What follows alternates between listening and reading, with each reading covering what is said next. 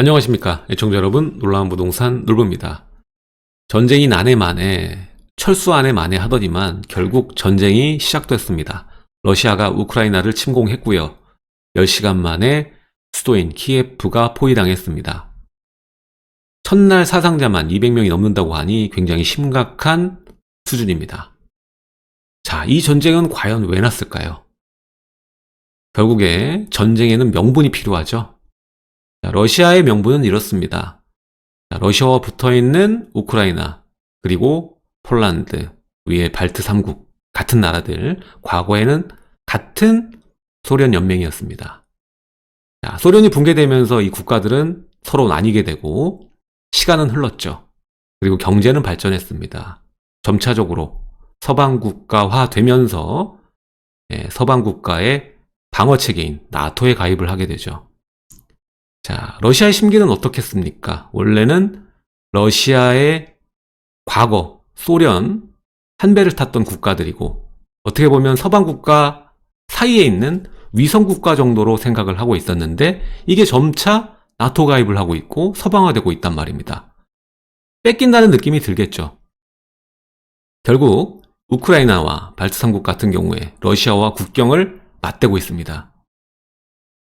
2014년까지만 하더라도 우크라이나의 나토 가입에 대한 여론은 굉장히 낮은 편이었는데 최근 들어 엄청나게 올라와 있는 상황이죠. 따라서 러시아 입장에서는 당연히 압박을 받을 수밖에 없는 것이고 결국 여러 국가들에 대한 경고를 날리는 목적, 또 하나 과거 위대한 소련이라는 이 선동을 앞세워서 현재 푸틴 독재를 옹립하려는 목적이 강하다라고 볼 수가 있겠습니다. 앞으로 이 미국이 어떻게 나오느냐에 따라서 이 전쟁이 언제 끝날지, 확산될지는 여부가 투명해질 수 있겠습니다. 하지만 지금 현재 상황은 굉장히 불투명하죠. 바이든도 푸틴과 대화할 생각이 없다고 하니 좀 더 우린 주목해 봐야겠습니다. 과연 여기에 따른 경제와 우리나라의 부동산 어떻게 흘러가게 될까요? 자, 아무리 그래도 깡이 너무 좋은 거 아닌가라는 생각을 지울 수가 없죠. 소련의 부활이라고 선동하는 것도 좋고 독재 체제를 옹립하기 위해서 전쟁을 벌이는 건 좋은데 뒷감당을 어떻게 하려고 이렇게 할까? 협상 테이블을 끌어내기 위해서는 본인도 무기를 가지고 있어야 되잖아요. 자, 푸틴이 이렇게 과감할 수 있었던 이유, 그 무기는 바로 에너지입니다. 자, 천연가스 하면 러시아가 떠오를 정도로 세계의 천연가스 보급 1위가 러시아입니다. 뿐만 아니라 원유도 세계 3위 공급 국가고요. 그 외에도 여러 가지 수출 자원이 많은 나라입니다. 자, 특히 유럽 같은 경우에는 러시아에 대한 천연가스 의존도 자체가 40%가 넘기 때문에 진짜 이 전쟁이 확산이 된다라면 유럽, 러시아 모두 상당히 곤란해집니다. 자, 이번 전쟁으로 가장 고민이 깊은 두 분입니다. 바로 연준의 파월 의장과 미국 대통령인 바이든입니다. 자, 파월 의장의 경우엔 3월부터 빠른 금리 인상을 예고했습니다. 인플레이션을 잡기 위해서 강하게 금리를 올릴 거라고 얘기를 했었는데 이번 전쟁을 계기로 상황을 지켜보며 관망 후 금리 인상을 할지 아니면 바로 올릴지 고민이 될 겁니다. 그리고 두 번째, 바이든인데요. 바이든 취임 이후 코로나와 이 인플레이션 때문에 최근 지지율 하락에 골머리를 앓고 있을 겁니다. 이번 전쟁 이슈를 바이든 입장에서 보면 지지율을 다시 끌어올릴 수 있는 기회가 될 수도 있을 거라고 생각이 됩니다. 자, 일단 책임을 러시아 쪽으로 전가시킬 수가 있을 거고요. 그리고 현재 러시아의 의존도가 높은 유럽의 에너지 의존도 자체를 미국 쪽으로 땡겨올 수 있는 계기로 삼을 수도 있습니다. 따라서 구태여 빨리 해결하고 개입하려는 노력을 하지 않을 거라는 예상도 듭니다. 자, 실제로 이번에 바이든 대통령 연설을 보면 알 수가 있는데 나는 푸틴과 대화할 계획이 전혀 없다라고 합니다. 미국 입장에서는 지금 당장 개입해야 될 이유가 전혀 없기 때문에 그랬습니다. 자, 이미 러시아 침공은 계획된 것으로 분석을 하고 있고요. 또 이번 전쟁을 선택한 푸틴 그리고 러시아 그 결과에 대해서 감수를 해야 될 거다 경고를 했죠. 그리고 어제 포가 쏘알조 올렸을 때 러시아 바로 하한가 맞았거든요. 주가. 그래서 그 주가로 확인할 수 있다. 그리고 제재를 앞으로 할 거다. 그리고 우리나라도 참여를 할 수밖에 없겠죠. 자, 미국 단독이 아니라 전 세계 절반이 넘는 국가들이 참여할 거다. 그래서 러시아가 달러, 유로, 파운드, 엔화로 사업할 수 있는 모든 능력을 제한한다. 그리고 러시아 군대의 자금 조달과 성장을 멈추게 할 거다. 동력을 끊어버리겠다. 그리고 1조 달러 되는 러시아 은행들, 이것도 제재를 하겠다. 결국 미국 내 모든 러시아 자산을 동결하겠다는 거고, 다른 이제 우방국도 이런 식으로 협조를 요청하겠죠. 자, 나토를 또 중심으로 미국 동맹국과 함께 모든 역량을 다해서 우크라이나를 지원하고 방어할 거다. 그리고 러시아 우크라이나 침공 기간 동안 이미 나토는 즉각적인 대응이 가능하도록 준비를 해왔다. 이렇게 얘기를 합니다. 자, 앞으로 어떻게 될지 참 변동성이 큰 것 같아요. 그렇죠? 이렇게만 보면 전면전 각오하고 있다고 얘기를 하고 있는 거니까. 자, 그리고 미국은 지금 유가 상승 억제를 위해서 적극적인 조치를 하고 있다. 자, 지금 상황에서 가장 중요한 건 에너지 인플레이션이죠. 자, 인플레이션을 방어하기 위해서 또 미국이 범세계적으로 에너지 공급 확보를 위해서 주요 산유국 그리고 소비국가들 협력해서 석유를 추가 방출할 거다라고 얘기를 했습니다. 자, 결국 이렇게 규정하고 있어요. 지금 푸틴이 구소련 재건이라는 야망을 갖고 있다. 그래서 이걸 계속 유지하고 있으면 이 국제 무대에서 러시아는 왕따가 될 거다. 그리고 러시아를 약하게 만들고 전 세계는 강하게 될 거다. 이렇게 얘기를 하고 있어요. 근데 사실 서방 국가가 꽤 장기간 동안 이제 평화 시대를 걸었잖아요. 그래서 사실 군사력이 거의 미국에 의존하는 정도가 너무 커요. 그리고 우리나라는 미국에 이렇게 국방비를 내고 있는데 유럽 국가들 중에서는 이 국방비조차 안 내는 국가들도 있습니다. 그 정도로 미국의 의존도가 강하다. 그래서 미국의 국방력, 러시아 국방력은 강해졌는데 상대적으로 서방 국가들의 국방 능력은 굉장히 약해져 있는 상황입니다. 따라서 결국에는 미국과 러시아에 의해서 이번 전쟁도 좌지우지될 가능성이 높다. 이렇게 보시면 되겠습니다. 과연 그래서 이번 전쟁이 장기화되고 커질 거냐, 정말 3차 대전으로 갈 것이냐, 이게 중요한 부분이겠죠? 하지만 그러기에는 어려워 보인다. 러시아의 푸틴이 바이든에 비해서 가진 카드도 적고 얻을 수 있는 게 많아 보이지 않기 때문입니다. 자, 이미 세계 경제의 중심은 미국이죠. 따라서 미국의 말 한마디, 협조 요청에 따라서 고립이 될 수 있고요. 유럽이 에너지를 다각화하게 되고 미국의 의존도가 높아지게 되면 결국 이 말은 러시아의 주요 수입원이 줄어든다는 말과 같습니다. 따라서 전쟁이 장기화되기보다는 미국이 굳이 개입하지 않아도 우크라이나와의 협상이 잘 마무리되면서 끝날 수도 있다. 이런 생각이 들고요. 자, 전쟁이 확산될 확률은 매우 적어 보인다. 자, 이번 전쟁이 어떤 양상으로 가는지에 따라 부동산에도 영향을 줄 수밖에 없겠죠.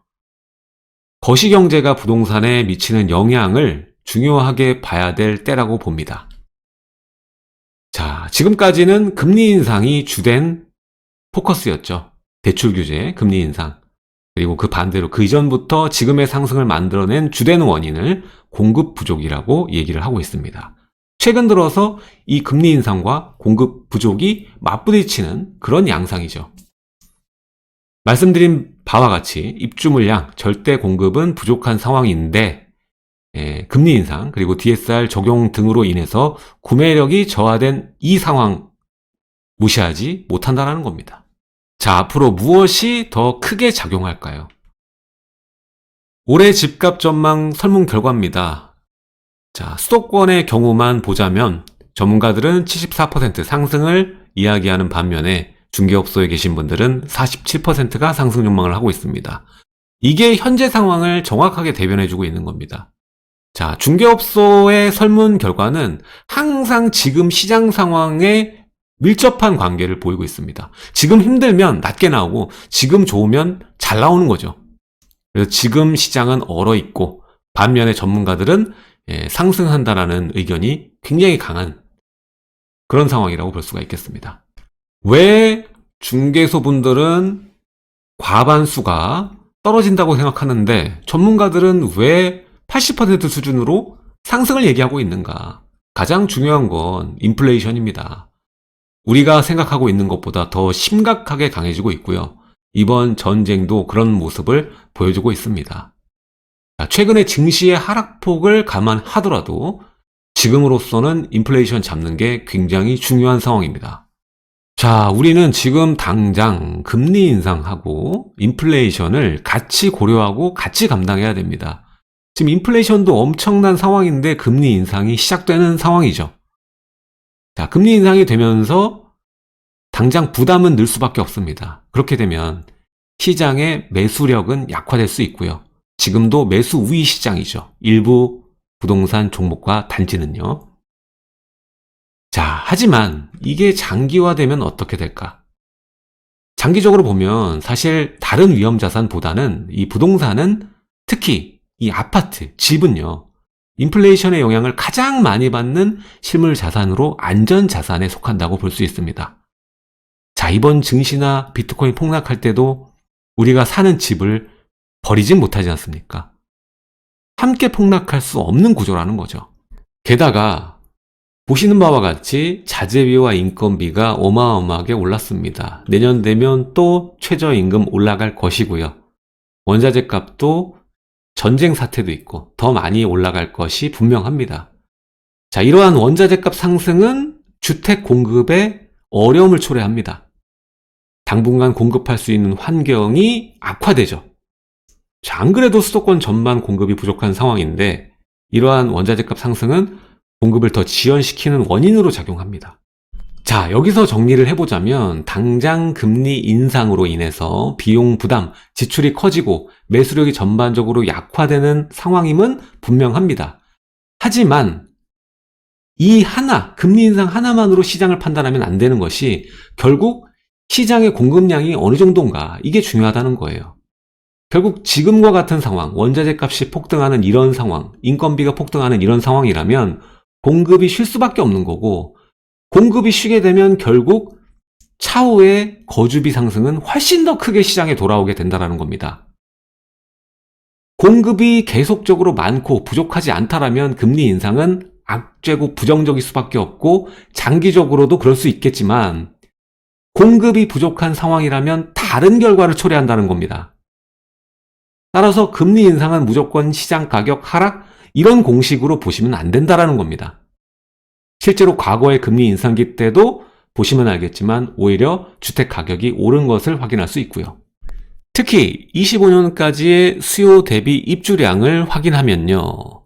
인천을 제외한 서울 경기 지역은 수요 대비 입주량이 부족하고 특히 서울의 경우에 정말 많이 부족합니다. 자, 여기서 인천 지역 보면 수요 대비 입주량이 많은데 이것도 결국 수도권이잖아요. 서울과 경기 연계됩니다.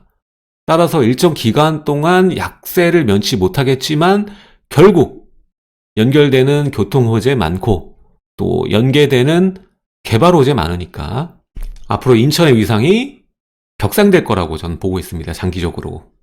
자, 다시 돌아와서 이 전쟁과 인플레이션, 부동산 생각해 보면요. 자, 요즘 들어와서 이 현대 전쟁들이 장기화되지 않습니다. 예전이야 뭐 100년 전쟁이 있고 그러지만 요즘에는 몇 년 안 가죠. 그리고 역대 전쟁 이슈가 있을 때마다 증시가 생각보다 빠르게 회복했다는 점, 이런 부분들에 의해서 우리는 지금 상황을 부정적인 시각으로 볼 게 아니라 조금 더 긍정적으로 판단해서 위기를 기회로 만드는 상상력이 필요하다고 생각이 됩니다. 자, 지금 현재 상황 판단하기 어려우실 수 있습니다. 한쪽에서는 세계전쟁 얘기 나오고 있고 또 금리 인상 얘기도 나오고 있고 공급 부족하다고 하고 과연 어떤 게 맞고 1년 뒤, 2년 뒤, 10년 뒤에 어떤 상황이 되고 지금 이 부동산은 얼마가 돼 있을까 굉장히 혼란스러우실 텐데요. 그리고 규제도 많잖아요. 진입하기도 어렵고. 하지만 이럴 때일수록 여러분들이 정신을 꽉 잡고 안 계시면 순식간에 여러분들 시장에서 밀려나기 십상이고요. 지금 상황이 정말 3차 대전 간다, 핵전쟁이다, 이런 게 아니라면 다른 건 몰라도 이 집, 내가 사는 의식주, 집 하나만은 꽉 쥐고 가야 될 때라고 생각이 듭니다. 자, 오늘은 이 러시아, 우크라이나 전쟁에 관련된 제 개인적인 의견을 이야기해 봤고요. 오늘 내용 좋으셨다면 좋아요와 구독하기 꼭 눌러주시기 바라겠습니다. 다음 시간에도 좋은 내용으로 여러분들 찾아뵙도록 하고요. 멤버십 가입해 주시면 강의와 또 카톡 공부방 입장이 가능하시니까 많은 가입 부탁드리겠습니다. 지금까지 놀란부동산 놀부였습니다. 감사합니다.